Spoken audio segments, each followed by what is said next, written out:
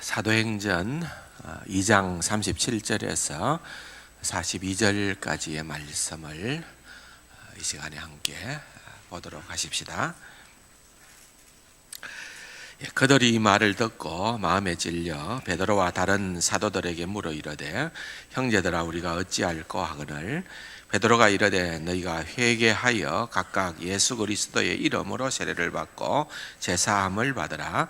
그리하면 성령의 선물을 받으리니 이 약속은 너희와 너희 자녀와 모든 먼데 사람 곧 주 우리 하나님이 얼마든지 부르시는 자들에게 하신 것이라 하고 또 여러 말로 확증하며 권하여 이르되 너희가 이 배역한 세대에서 구원을 받으라 하니 그 말을 받은 사람들은 세례를 받음에 이날에 신도의 수가 3,000이나 더하더라. 그들이 사도의 가르침을 받아 서로 교제하고 떡을 떼며 오로지 기도하기에 힘쓰니라. 아멘. 참 좋은 찬양입니다. 솔로몬의 영화보다 세상의 그 모든 것을 대표하는 표현이 솔로몬의 영화보다 그렇게 표현할 수 있겠지요. 솔로몬의 영화보다 믿음의 축복을 원합니다. 여러분, 그것이 우리의 입술만의 고백이 아니라 우리의 중심의 고백이 되기를 주님의 이름으로 축원합니다. 최고입니다. 믿음의 고백, 그것이 가장 중요하다 그렇게 생각을 합니다. 정교계의 500주년을 맞이해서 우리가 장로교 교리를 통하여서 배우는 우리 개혁주의 신앙에 대한 부분들을 나누고 있는데 그렇게 하다 보니까 벌써 1년이라고 하는 세월이 쑥 지나갔습니다. 그런데 참 중요한 겁니다. 어떻게 보면은 우리의 신앙생활의 ABC와 같은 겁니다. 이걸 놓쳐서는 안 되는데 그리고 난 다음에 그 기초에 토대하여서 우리가 더 나은 또 더 많은 것들을 덧입으면 좋은데 기초를 무시하다 보니까 결국은 우리의 믿음 자체가 흔들리게 되는 거예요. 그래서 아무튼 원하는 것은 우리가 지금까지 공부했던 이 많은 것들은 우리의 신앙의 기초를 다시 한번 다지는 것이다. 좀 딱딱할 수도 있고 또 어떤 분들에게 있어서는 불편할 수도 있고 또 어떤 분들은 아예 머리에 쥐가 날 수도 있고 그렇다 하더라도 여러분 이게 너무 중요하다. 이게 우리의 신앙생활의 가장 기초다. 기초를 다지는 작업이다. 여러분들이 그렇게 생각을 하시면서 지금까지 공부도 했고 또 이제 남은 부분들을 계속해서 진행을 하려고 그럽니다. 왜냐하면은 기초가 탄탄해야 되기 때문에 그렇습니다. 그래서 우리가 믿는 하나님은 어떤 분인가?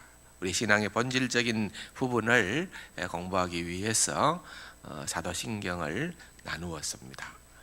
그리고 난 다음에 이제 하나님의 백성이 되었는데 하나님의 자녀가 되었는데 하나님의 자녀된 자로서 우리가 이 땅 위에서 어떠한 삶을 살기를 작정해야 되겠는가? 그에 대한 가장 큰 기준점은 십계명입니다. 구원 얻기 위해서가 아니라 하나님의 백성으로서 구원받은 하나님의 백성으로서 우리에게 우리의 삶의 그런 어떤 표준을 주는 그래서 우리가 좀 더 신중하게 십계명에 대한 부분들을 다루었고 또 그것이 우리가 정말 생각하고 고민해야 될 그런 숙제임을 보게 됩니다. 성경의 핵심적인 내용을 간추려 보면은 정말 우리가 하나님에 대해서 무엇을 믿느냐 하는 것과 또 하나님께서 우리 인간에게 요구하시는 것이 어떤 것인가 라고 하는 것으로 우리가 구분할 수가 있습니다. 그런데 하나님께서 우리에게 요구하시는 게 뭔가? 웨스트민스터 소유리 문답 39문에 보면은 하나님께서 사람에게 요구하는 것이 무엇입니까? 이런 질문을 던집니다. 그리고 답을 하기로 하나님께서 우리 인간에게 요구하시는 것은 우리가 하나님의 뜻에 순종하는 것입니다. 그래서 순종이라는 거죠. 한마디로 얘기하자면, 여러분, 우리가 지금 호흡을 하고 있고 우리가 지금 신앙생활을 하는 이유가 바로 거기에 있습니다. 순종하는 삶을 살고자 하는 것이다. 그런데 해보니까 안 되더라는 것입니다. 나는 10계명을 다 지킨 줄로 생각을 했었는데, 아니 그 중에 몇 계명만은 지킨다고 자신했었는데 들어가 보니까 내가 지킨 계명이 없는 거예요. 하나님께서 이 계명을 지키면은 복 주시겠다고 말씀을 하셨는데 실상에 있어서 우리가 보니까 지킨 게 아니에요.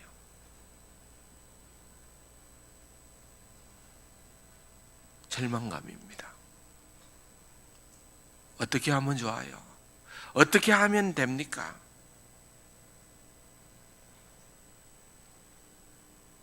그래서 웨스트민스터 대소요리 문답이나 하이델베르크 신앙고백서에 보면은 그렇게 순종이 하나님께서 원하시는 것 하고 밝히고 십계명을 쫙 설명하고 난 다음에 마치 우리의 뒤통수를 때리는 듯한 문답의 내용이 나타납니다. 그게 뭔가 하면은 소요리 문답 82문입니다. 아무 사람이나 하나님의 계명을 완전히 지킬 수 있습니까? 우리가 그리스도인이라고 한다면은 누구나 하나님의 계명을 완전히 지킬 수가 있느냐, 그렇게 질문을 합니다. 여러분, 답을 같이 한번 읽어야 됩니다. 읽어봅시다. 타락한 이후 인간으로서는 이 생에서 하나님의 계명을 완전히 지킬 수 없으며 말과 생각과 행위로 날마다 그 계명을 범한다. 그랬습니다. 짧은 문장이지만은 굉장히 중요합니다. 여러분, 이 질문에 대한 답은요, 타락한 이후 단지 우리 자신은 이 세상에, 이 생에서, 이 세상에 사는 동안에 하나님의 계명을 완전히 지키기는커녕 오히려 그 다음에 보면 뭐라고요? 말과 생각과 행위로 날마다 하나님께 범죄한다는 거예요. 날마다 십계명을 범하게 된다는 것입니다. 여러분, 충격입니다. 하나님이 우리에게 요구하시는 것은 순종이다, 그렇게 말씀을 하시고 십계명을 쫙 설명을 했습니다.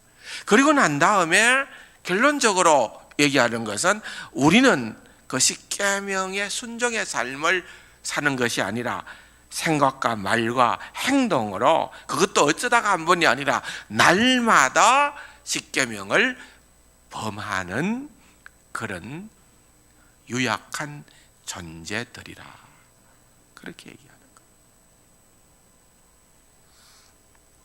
여러분, 좀 황당하지 않습니까?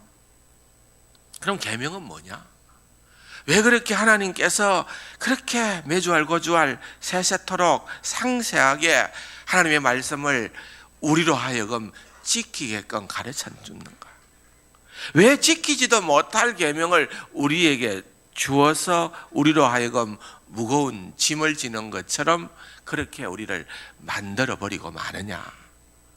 여러분들이 그렇게 생각할 수도 있습니다.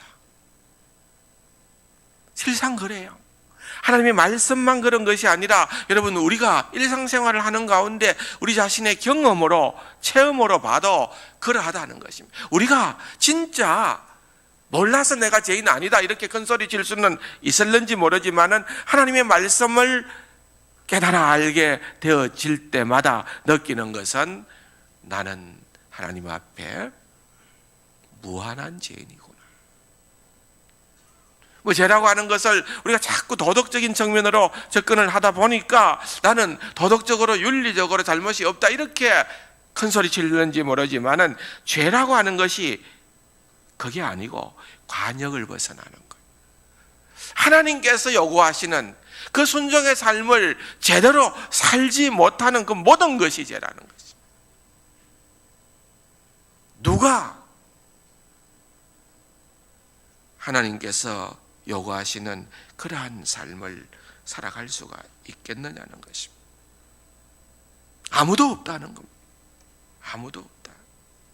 그러므로 우리는 죄인이고 우리가 짓는 그 어떤 죄라도 그것이 경중을 따지기에 앞서서 아무리 사소한 죄라고 하더라도 그것은 결코 하나님께서 용납하시지 않을 뿐더러 하나님께서 내세에서 그 죄에 대한 대가를 따지시는 그러한 죄님을 우리는 알게 된다는 것입니다. 그러므로 사실 우리 개혁주의 신앙의 뿌리가 되어지는 것이 사도신경과 십계명과 또 하나가 있다고 하면은 주기도문입니다. 주기도문. 그래서 이 세 가지를 필히 우리가 알아야 되기 때문에 이 부분은 여러분들에게 제가 잘 설명을, 이제 하나 남은 것은 주기도문입니다. 주기도문 설명해 드릴 겁니다.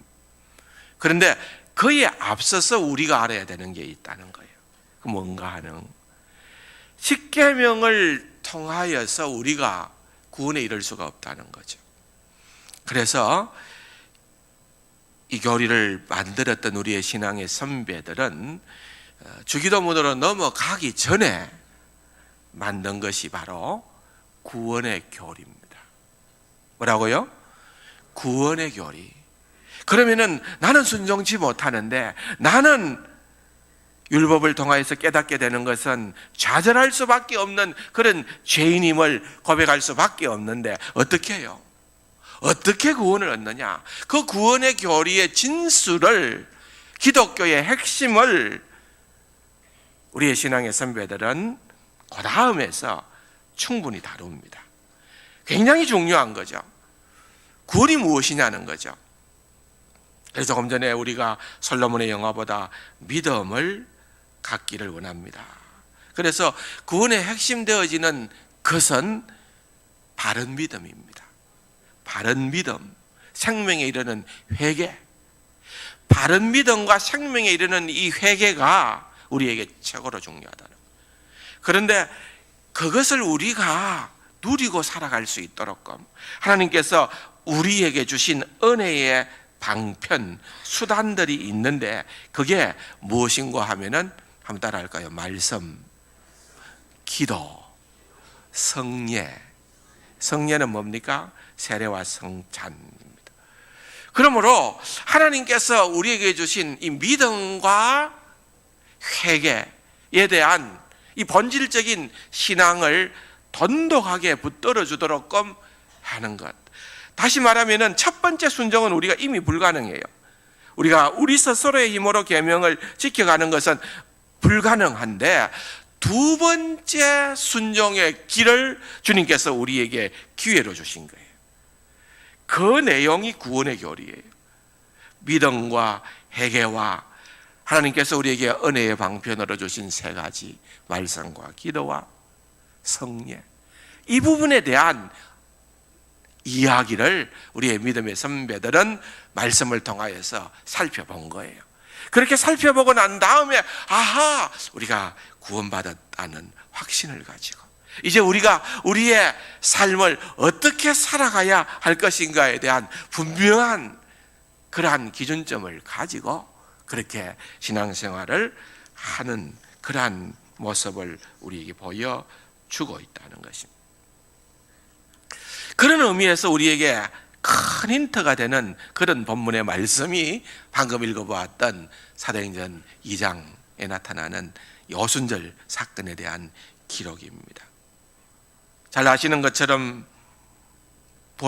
부활 성천하신 우리 주님의 약속에 따라서, 그리고 일찍이 요엘 선지자를 통하여서 주님께서 약속하신 그 약속에 따라서 보혜사 성령님이 오순절에 사랑하는 제자들에게 임하게 되어졌습니다. 급하고 강한 바람처럼, 불에 갈라지는 혀처럼. 이게 다 어떤 표현입니까? 평상시의 어떤 사건이 아니라 특이하게 초자연적인 어떤 눈에 보이는 역사가 일어나게 되어졌다는 거예요. 그래서 성령이 임하게 되어지고, 그 성령의 임함의 결과로 말미암아 다른 언어로 말하기를 시작하는 겁니다. 다른 언어는 어떤 언어였습니까? 당시에는 유대인의 절기였기 때문에 흩어져 있었던 유대인들이 예루살렘으로 모여옵니다. 이방인들 가운데서 개종을 하고 율법을 학습했던 많은 사람들이 열정을 가지고 예루살렘으로 몰려왔습니다. 그런데 무식한 줄 알았더니만은 예수님의 제자들이 입을 열어 이야기를 하는데 각자가 자기 나라 말로 들리는 거예요. 그래서 사도행전 2장에 등장하는 방언이라는 것은 고린도전서에서 나타나는 방언이 아니에요. 고린도전서는 분별하지 못하는, 알아듣지 못하는 그런 방언이었지만은 사도행전 2장에 나타나는 방언은 모든 사람이 자국으로 듣게 되어지는, 무엇을요? 하나님께서 행하신 큰 일을, 말함을 들었다. 그렇게 11절에서 말하고 있는 것입니다. 그러므로 알아들을 수 있는 외국어였고, 내용은 하나님에 대한, 하나님의 큰 일에 대한 메시지였다는 것입니다. 메시지를 선포합니다. 우리가 술 취한 게 아니다. 우리가 아침 9시에 술 취한 사람 봤냐? 우리는 너희들이 생각하는 것처럼 술 취한 사람이 아니라 우리는 지금 성령의 충만함으로 이와 같은 예언을 한다. 선지자 요엘이 이미 이와 같은 일에 대한 예언을 하셨다. 이제 주의 이름을 부르는 자에게는 구원을 허락하실 것이다. 그것이 바로 21절에 나오는 하나님의 큰 일이라는 것입니다. 그 구원의 큰 일은 바로 나사렛 예수, 곧 유대인들이 로마인의 손을 빌려 못 박아 죽인 하나님의 종을 통하여 이루어졌다는 것입니다. 예수님께서 죽음의 권세를 이기시고 부활하신 것이야말로 그분이 진정 하나님의 아들이고 그분이야말로 진정 구주라는 사실을 증명한다는 것입니다. 사도들은 그 부활의 증인으로 무리 앞에 서게 된 겁니다. 이 첫 번째 성령 강림절에 사도들이 전한 예수 그리스도의 복음의 핵심적인 메시지는 유대인들이 배척했고 유대인들이 잡아 십자가에 매달았던 나사렛 예수를 하나님이 주와 구주가 되게 하셨다는 것입니다. 36절 보십시오. 그런즉 이스라엘 온 집은 확실히 알지니 너희가 십자가에 못 박은 이 예수를 하나님이 주와 그리스도가 되게 하셨느니라. 여러분 얼마나 당당한지 모릅니다. 얼마나 담대한지 모릅니다. 그래서 이러한 사도들의 복음 전도에 마음이 찔린, 양심이 찔린 청중들이 어떻게 반응합니까? 우리가 어찌할꼬? 우리가 어찌할꼬? 그러자 38절에 보면은 베드로가 이르되 너희가 회개하여. 첫 번째는 회개해야 된다. 회개라고 하는 것은 어떤 다른 것이 아니고 예수 그리스도에 대한 인식의 변화를 의미하는 거예요. 너희들이 예수는 구주가 아니다고 그렇게 배척하고 잡아 죽였지만은 바로 그 예수가 우리의 구주된다. 예수님에 대한 인식의 변화를 가져오고 다음으로 너희가 예수 그리스도의 이름으로 세례를 받아가. 예수 그리스도의 이름, 그분이 우리의 진정한 주인이시기 때문에 그분의 이름으로 세례를 받고 그분의 이름으로 제사함을 받아라. 다른 방도가 없다는 거예요. 다른 방도가. 그러면 성령의 선물을, 성령을 선물로 받게 될 것이다.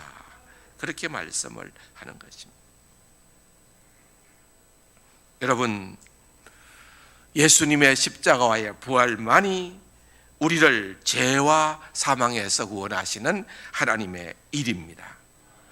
율법의 행위로는, 내가 율법을 지켜 행함으로 결코 얻을 수 없는 제사함의 은혜를 입는 유일한 방법입니다. 그래서 예수님의 이름으로 그분의 중보 사역에 온전히 의지하여 하나님의 백성이 되는 세례가 필요하였던 것입니다. 그래서 그렇게 세례를 받을 때에 보혜사 성령께서 그들을 그리스도와 연합한 하나님의 백성으로 삼아 주신다는 것입니다. 이렇게 성령 강림절에 그리스도의 이름으로 세례를 받고 제사함을 받고 하나님의 구원의 은혜를 받은 사람의 숫자가 3,000을 더하더라. 놀라운 역사입니다. 폭발적인 역사입니다. 그런데 그렇게 세례를 받은 자들이 42절 보면은 그들이 행했던 일이 있습니다. 뭔가 하면은 첫째는 사도들의 가르침을 받았습니다. 사도들의 가르침을 받았습니다. 두 번째는 함께 교제하며 성찬을 나누었습니다. 세 번째는 기도에 힘쓰는 새로운 공동체의 삶을 실천했다는 것입니다. 그래서 누가는, 사도행전의 기록자인 누가는 이 세 가지를 예루살렘 초대 공동체의 뚜렷한 특징이라고 우리에게 소개를 하고 있는 것입니다.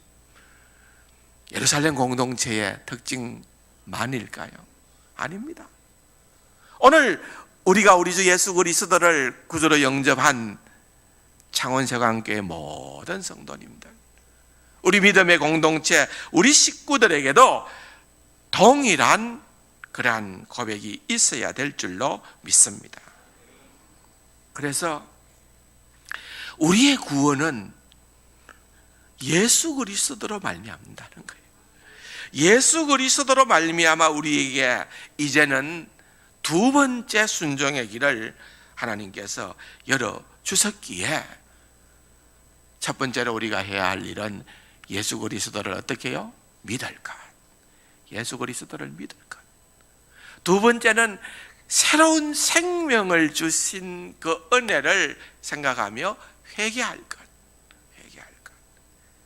그리고 세 번째로는 우리가 이 믿음과 회개의 기초가 되는 은혜의 수단들을 말씀, 성례, 기도, 이런 것들을 여러분 우리의 일생을 통하여, 이거는 일생을 통하여 부지런히 학습하는 것입니다. 주님 앞에 서게 되는 그날까지 여러분 우리는 말씀 공부해야 됩니다. 기도 훈련 받아야 됩니다. 성례를 통하여 우리가 더욱더 올바른 믿음의 자리, 더욱더 진정한 회개의 자리, 새 생명을 얻는 회개의 자리로 나아가는 그런 은혜가 있어야 된다는 것입니다. 이것이 바로 오늘 본문이 우리에게 주는 거예요. 우리가 어찌할꼬 했을 때에 너희들이 더 율법을 지켜 행해야 될 것이다. 부족한 그런 부분들을 더 많이 공부해야 될 것이다. 그것이 아니고 베드로와 사도들은 너희가 회개하고 예수 그리스도의 이름으로 세례를 받고 제사함을 입어라. 제사함의 그 모든 근거가 율법에 비롯되어지는 것이 아니라 우리 주 예수 그리스도로 말미암는다는 거예요. 그 부분을 얘기를 하면서 이제 그 은혜를 잊게 되면은 이제는 우리가 두 번째 순종의 자리로 새 생명의 길로 나아가게 되는데 거기에는 보혜사 성령님이 계신다. 보혜사 성령님이 늘 우리와 함께 하심으로 말미암아 우리가 이런 순종의 길을 걸어가게 된다. 그렇게 말씀을 하고 있다는 것입니다. 그래서 십계명 해설의 마무리로 하이델베르크 교리 문답서 114문에 보면은요 이렇게 되어 있습니다. 그런데 하나님께 돌아온 신자라도 이 계명들을 완전히 지킬 수 있습니까? 여러분 다 같이 읽어볼까요? 답을 아닙니다. 가장 거룩한 사람들도 이 세상에 사는 동안 이 계명들을 지키는 것을 겨우 시작했을 뿐입니다. 그렇지만 그들은 굳은 결심으로 하나님의 계명들 가운데에서 단지 몇 가지가 아니라 하나님의 모든 계명들에 따라서 살기를 시작하는 겁니다. 여러분 여기에는 부정적인 측면과 긍정적인 측면에 대한 답을 주고 있습니다. 첫 번째로 부정적인 측면은 가장 거룩한 사람이라고 하더라도 여러분들이 누구보다도 나는 거룩한 사람이다 라고 그렇게 생각한다 하더라도 이 세상에서는 십계명으로 표현된 하나님의 뜻에 순종하는 삶을 내가 완전히 이룬 게 아니고 뭐라고요? 겨우 시작했다. 한번 따라 합시다. 겨우 시작했다. 여러분 기분 나쁩니까? 겨우 시작한 거예요. 여러분 우리가 별 존재가 아니에요. 완벽할 수가 없어요. 겨우 시작한 존재. 그런데 그것으로 끝나는 것이 아니라 그 다음에 우리에게 긍정적인 소망을 주고 있습니다. 그러나 참된 그리스도인은 하나님의 모든 계명을 몇몇 교훈이 아니고 모든 계명에 따라 살아갈 것을 굳게 결심하고 실천합니다. 근데 이제는 실천하는 방법이 다른 거예요. 전에는 내가 했는데 이제는 나는 할 수 없다는 거예요. 보혜사 성령님이 나와 함께 하실 때예요.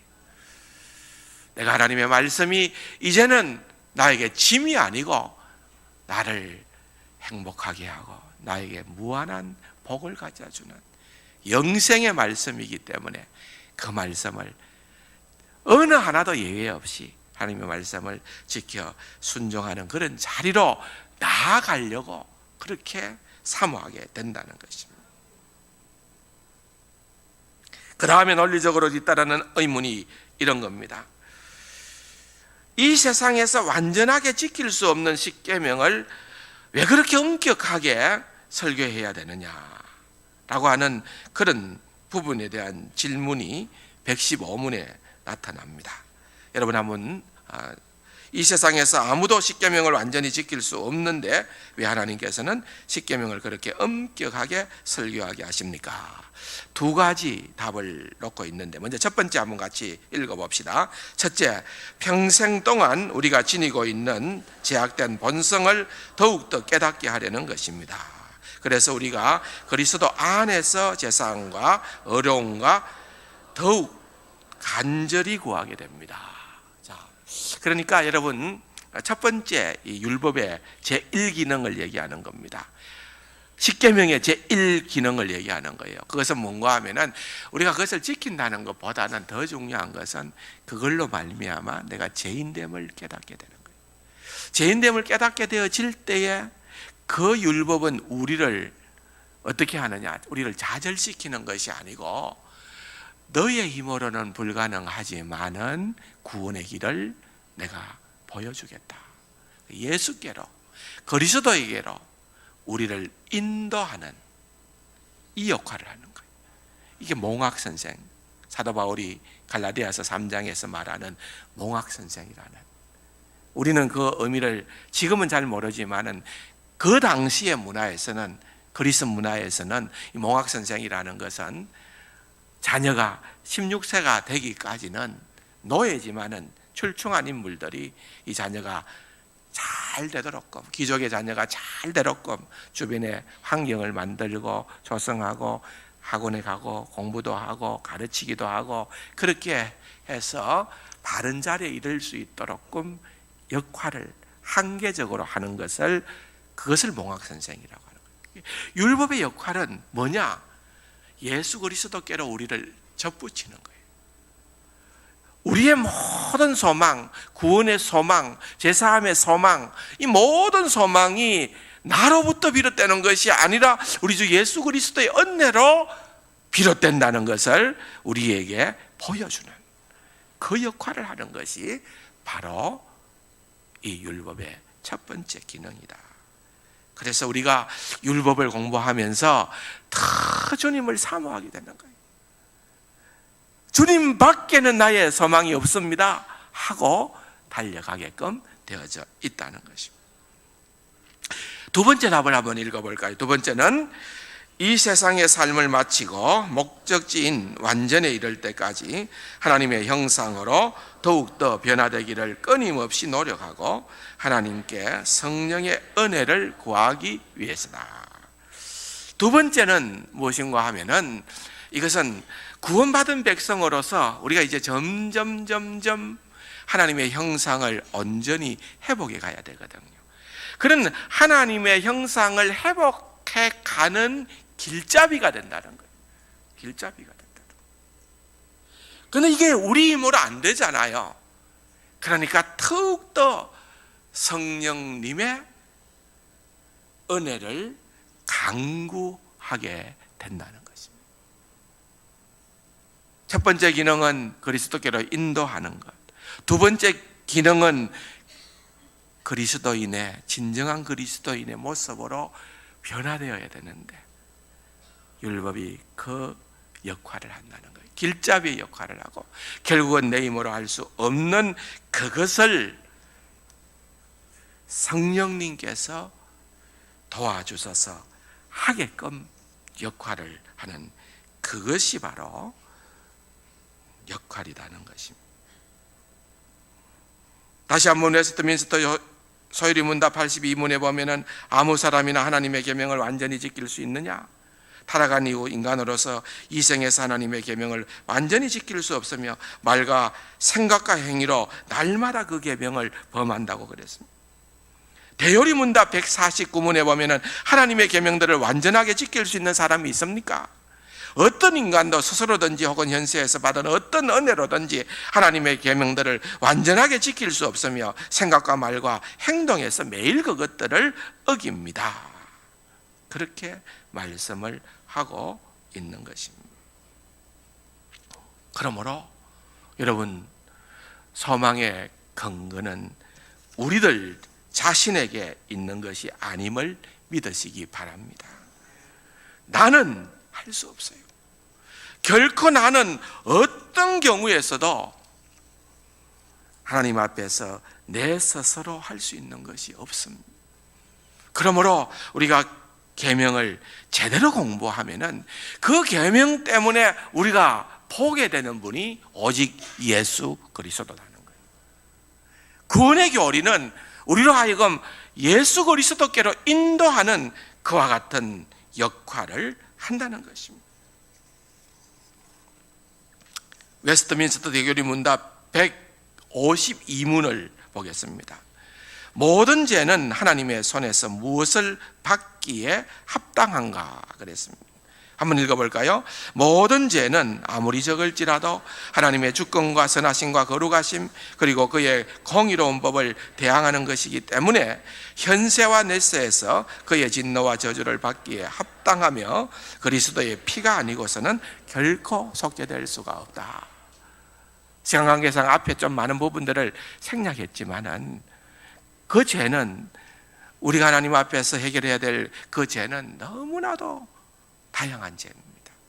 그런데 그 어떤 죄라고 하더라도 아무리 사소한 죄라고 하더라도 하나님의 주권과 선하심과 거룩하심 그리고 하나님의 공의로운 법을 대항하시는 것이기 때문에 이 생과 넷세에 있어서 우리는 하나님의 진노와 저주를 받을 수밖에 없는 자들이지만은 우리에게 한 가지 유일한 소망이 있다면은 그리스도의 피다 하는 거예요. 예수 그리스도의 피다는 것입니다. 오직 그리스도로 말미암아 우리에게는 진정한 소망이 있게 된다는 것입니다. 말씀과 성령을 통하여 하나님 우편에 계신 예수 그리스도의 다스림을 받는 참된 그리스도인들은 빛 대신 하나님과의 영적인 교제가 깊어질수록 역설적으로 하나님과의 관계가 깊어질수록 역설적으로 어떻게 되느냐 하면은 자신의 죄에 대한 인식이 깊어지는 거예요. 하나님을 모를 때에는, 말씀을 모를 때에는 내 죄도 별로 없어 보이는 거예요. 내가 그렇게 죄 때문에 고통하고 아파하지도 않는 거예요.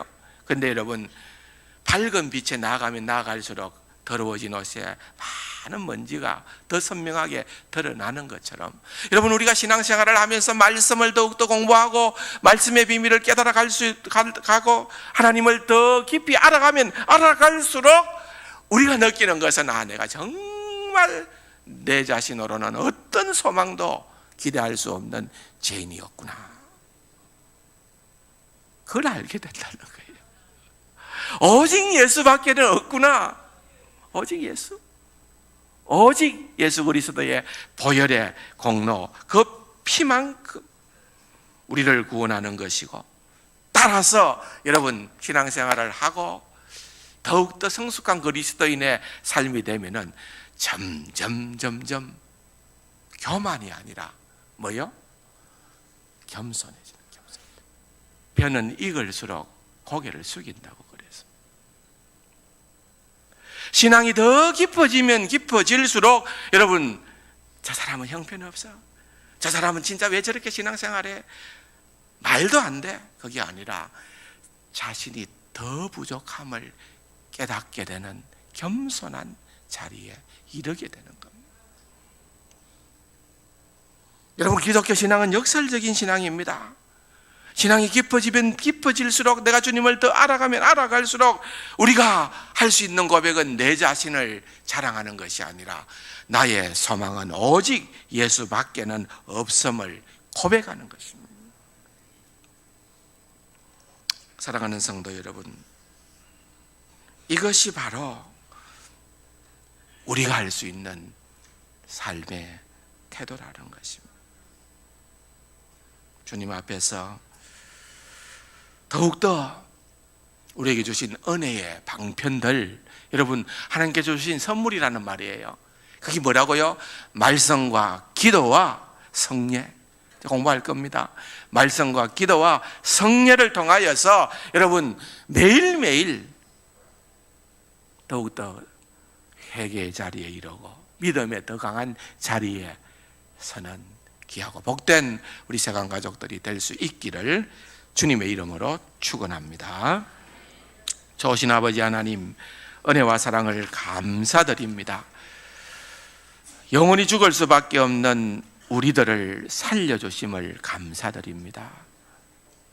그러나 다른 방도가 있는 것이 아니라 우리에게 유일한 소망은 오직 예수밖에는 없기에 주님, 우리의 소망을 주님께 두오니 우리를 긍휼히 여겨 주옵소서.